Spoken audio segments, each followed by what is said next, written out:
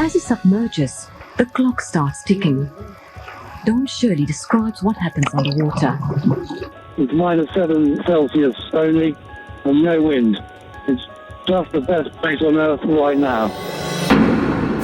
April 28, 2000. A scuba diver descends into Egypt's Blue Hole, camera rolling.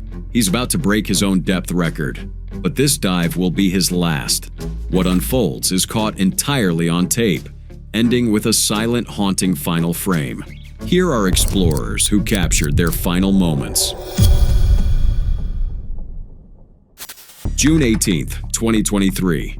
Titan's descent toward the Titanic wreck is underway. 5 people on board, none aware their fate would become a cautionary tale etched in oceanic history. Among them, Paul-Henri Nargeolet, Stockton Rush, Hamish Harding, Shahzada Dawood, and Suleiman Dawood, about to become the central figures in one of modern exploration's darkest chapters, and honestly, one of the most popular. Paul-Henri Nargeolet, known as Mr. Titanic, was a legendary French deep-sea explorer with 37 successful dives to the Titanic under his belt. He directed underwater research for RMS Titanic Incorporated, recovering over 5,500 artifacts from the wreck. Nargeolet understood the ocean's power. He'd spent decades studying it, rescuing aircraft debris from the depths, and warning about submersible dangers. But even his expertise couldn't save what unfolded next. Stockton Rush, OceanGate CEO, was an audacious inventor. Some called him a daredevil, pushing boundaries for deep-sea tourism. He believed safety standards stifled innovation, famously declaring, "At some point, safety just is pure waste. If you just want to be safe, don't get out of bed. Don't get in your car. Don't do anything." Rush's defiance of established engineering wisdom would soon have deadly consequences.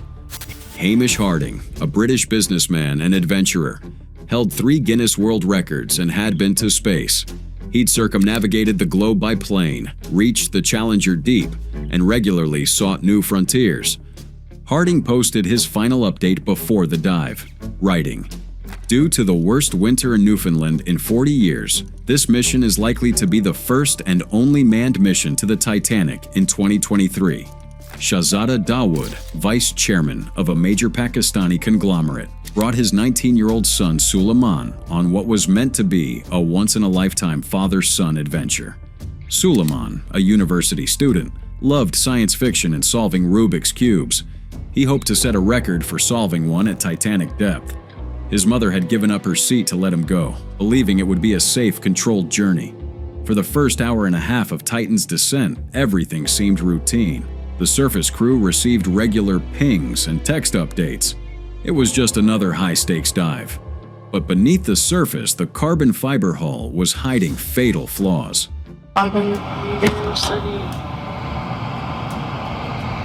was that like? So at that point you said, what was that bang? That was Wendy Rush, Stockton's wife and OceanGate director, asking from the support ship. The sound is sharp, like a door slamming. On the surface, it triggers confusion but not immediate panic. Moments later, a text message arrives from Titan. Drop 2 weights. The crew mistakenly believes it's a routine procedure. The sub is adjusting buoyancy as it approaches the wreck, but the truth is far more devastating. The communication delay masked the reality. The message was sent seconds before the hull failed, but the sound of the implosion reached the surface faster than the text. In less than a blink, faster than the human nervous system can register pain, the submersible was obliterated by 4,800 pounds of pressure per square inch, 12,500 feet below the Atlantic.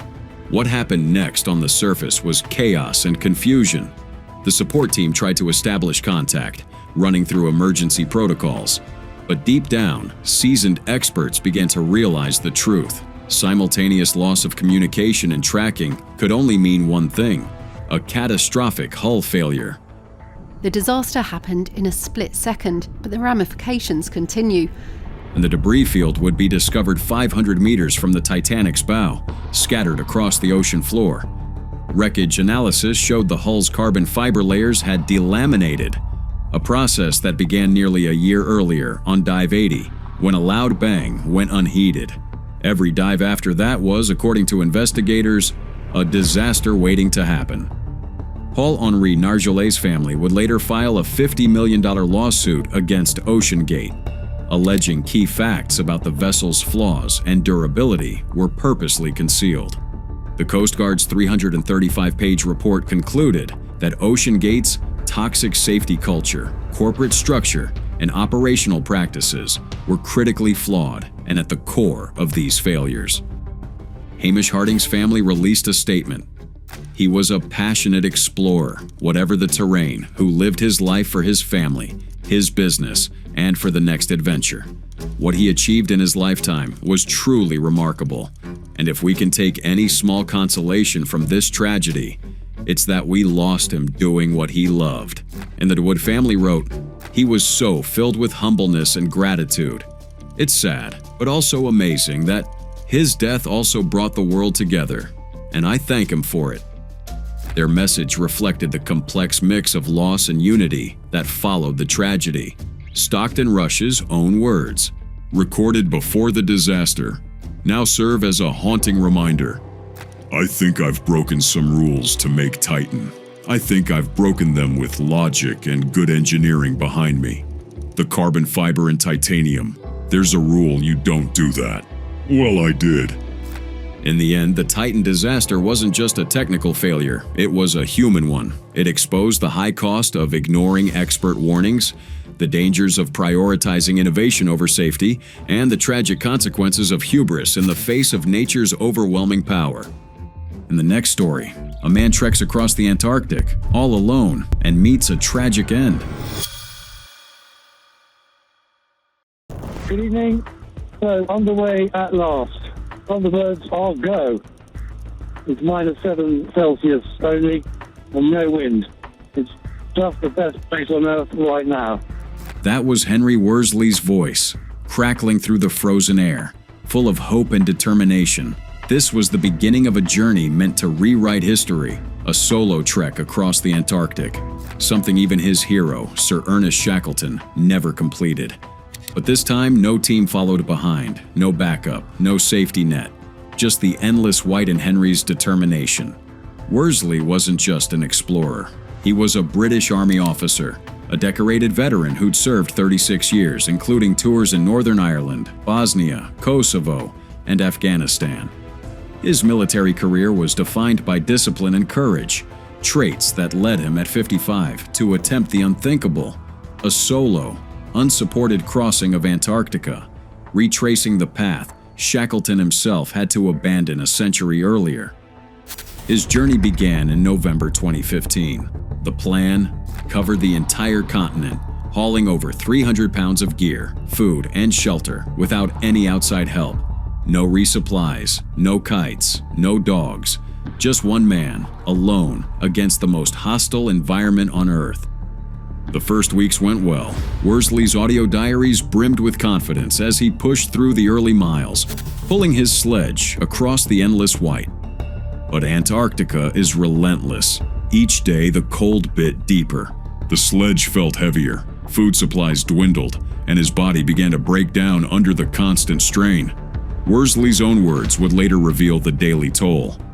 "In sum, it's been a taxing but enjoyable day.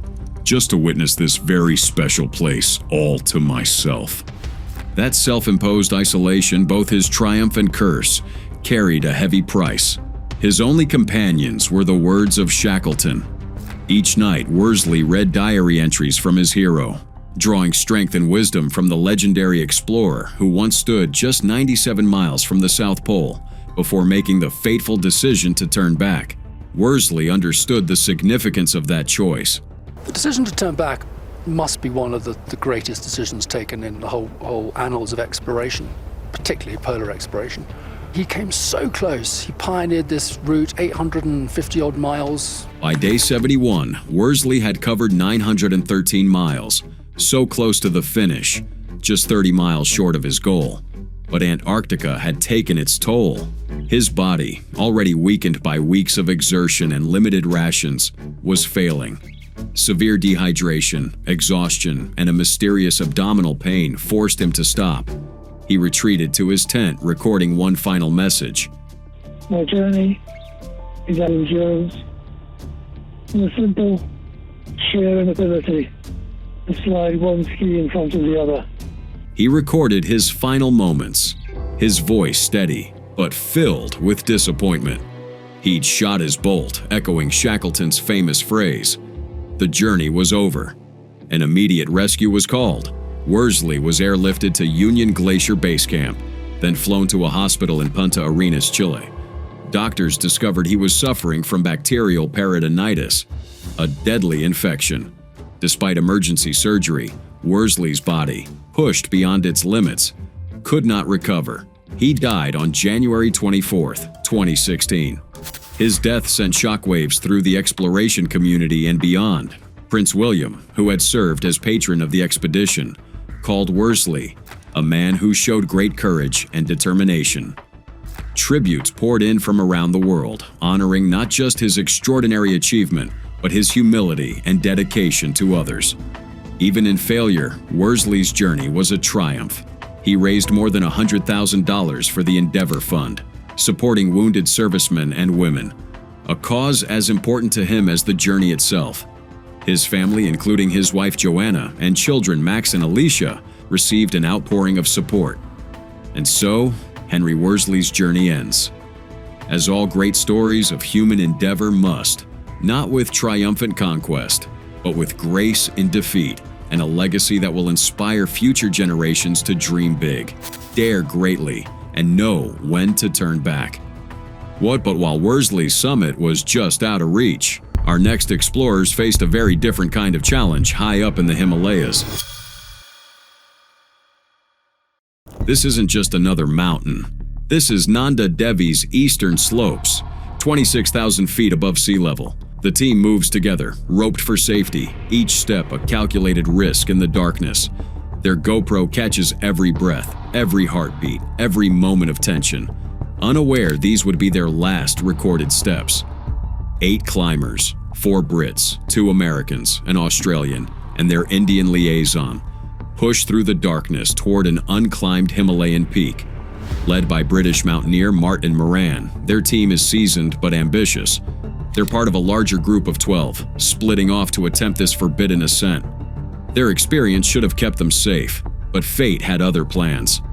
With the first hint of dawn, the snowfield reveals its true scale. Their path cuts through untouched powder, each step higher and more precarious.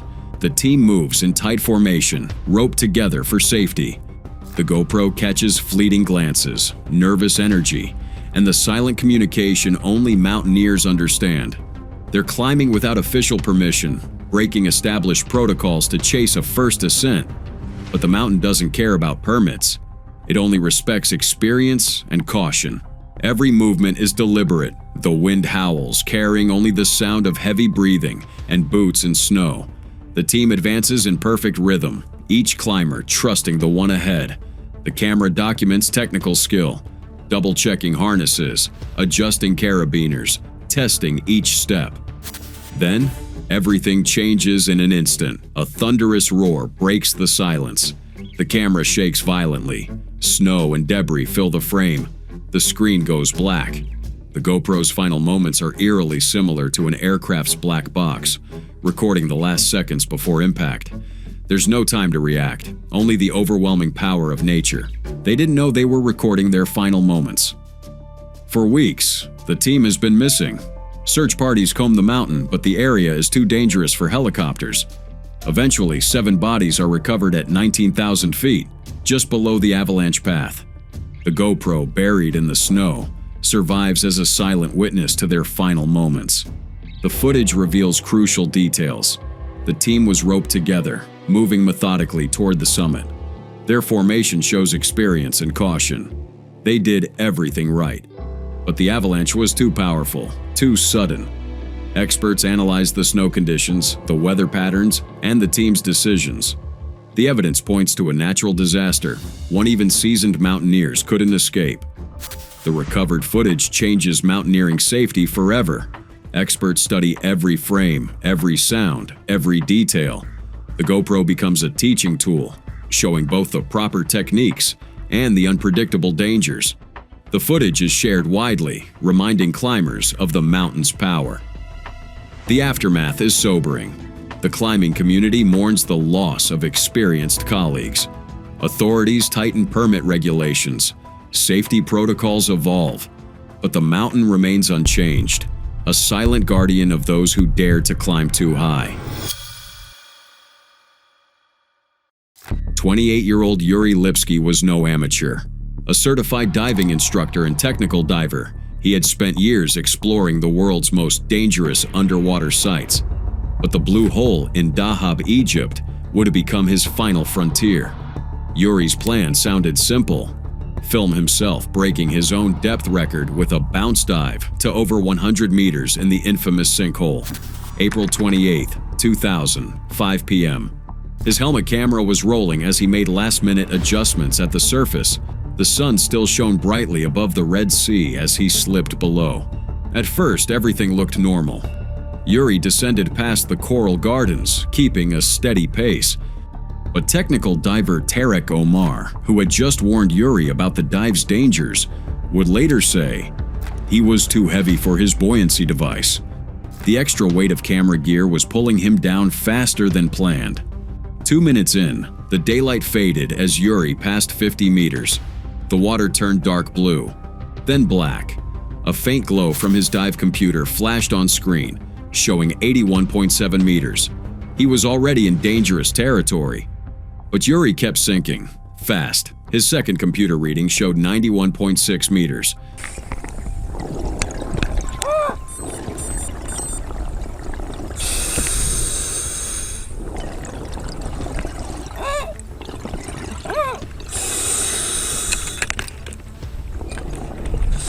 Severe nitrogen narcosis would have already set in, clouding his judgment and slowing his reactions.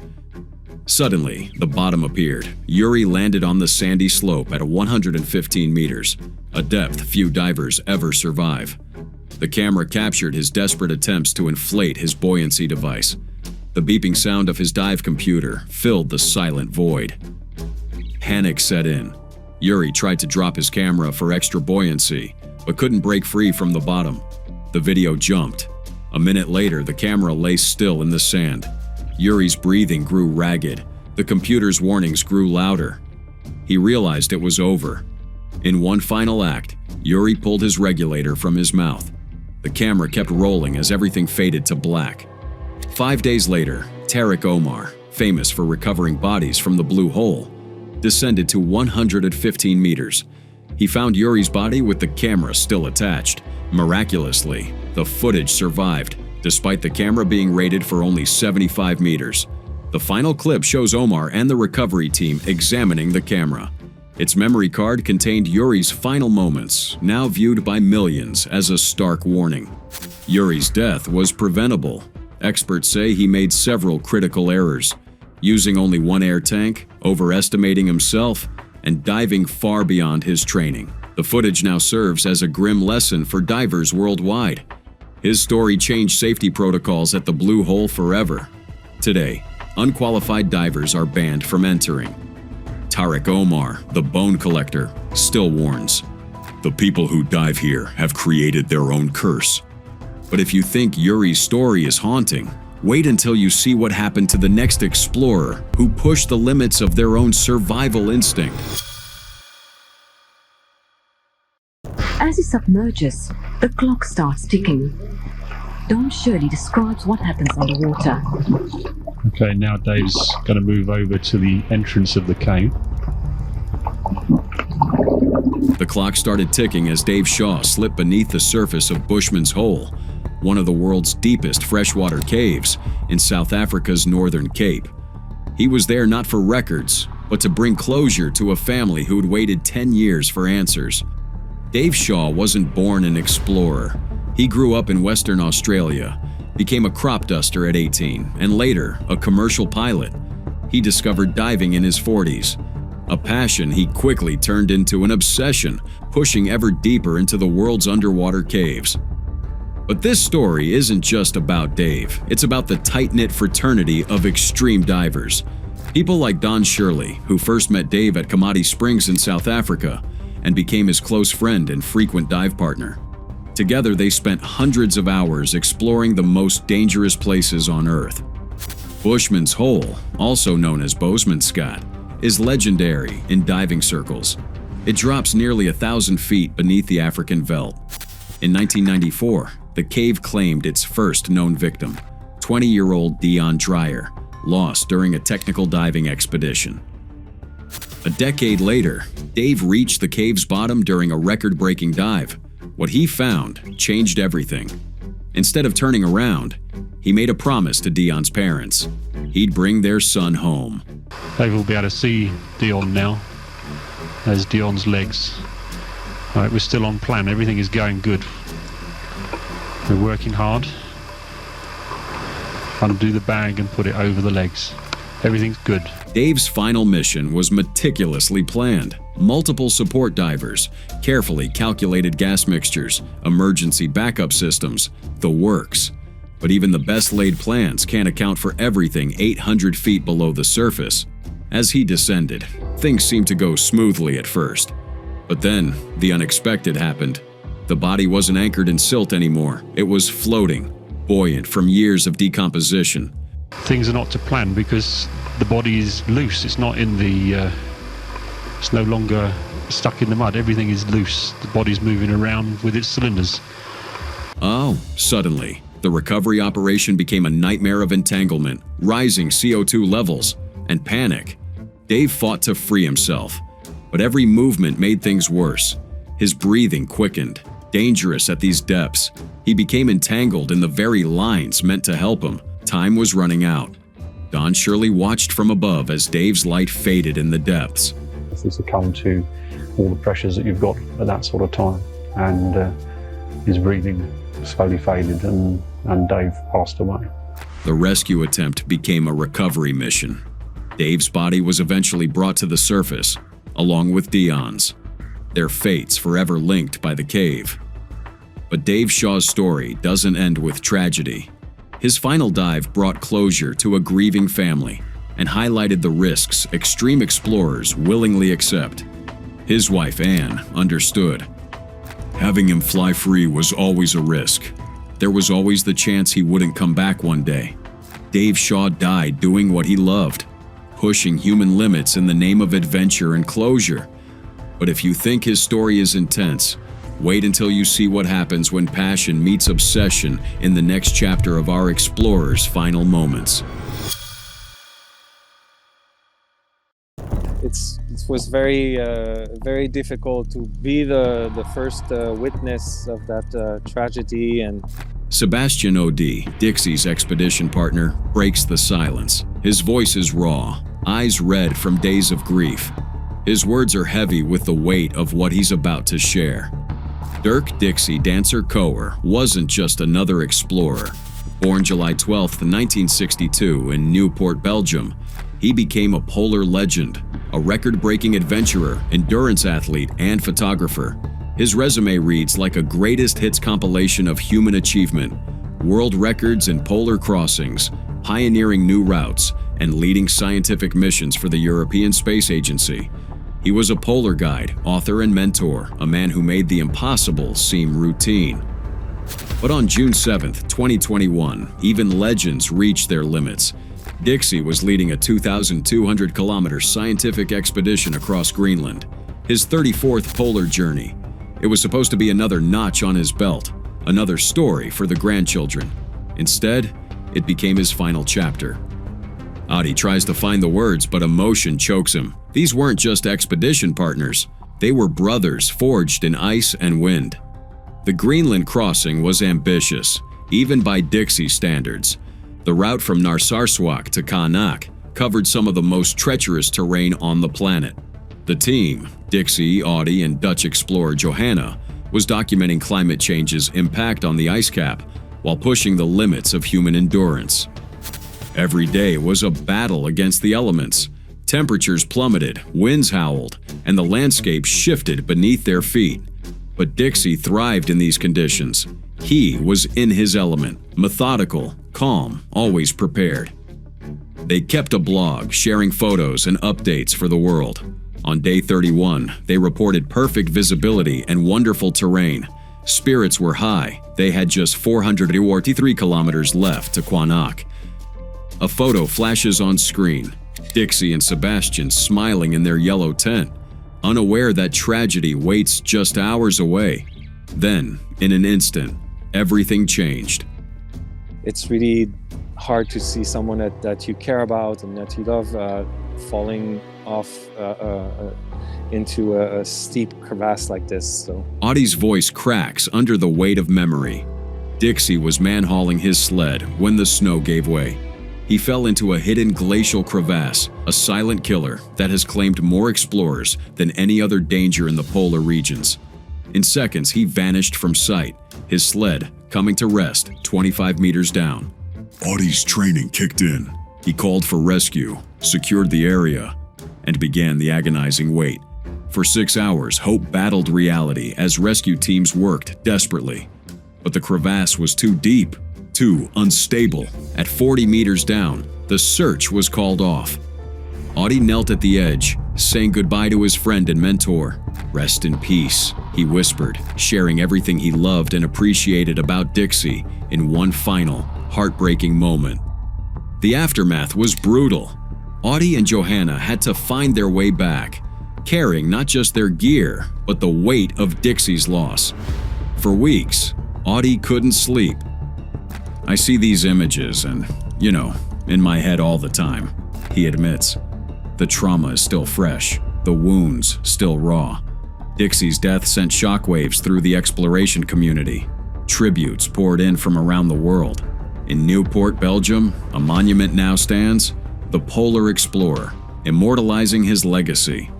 But for those who knew him best, Dixie's greatest achievement wasn't crossing continents. It was the lives he touched along the way, the stories, the mentorship, the laughter in freezing tents. Those are the memories that endure. The Greenland ice cap keeps its secrets.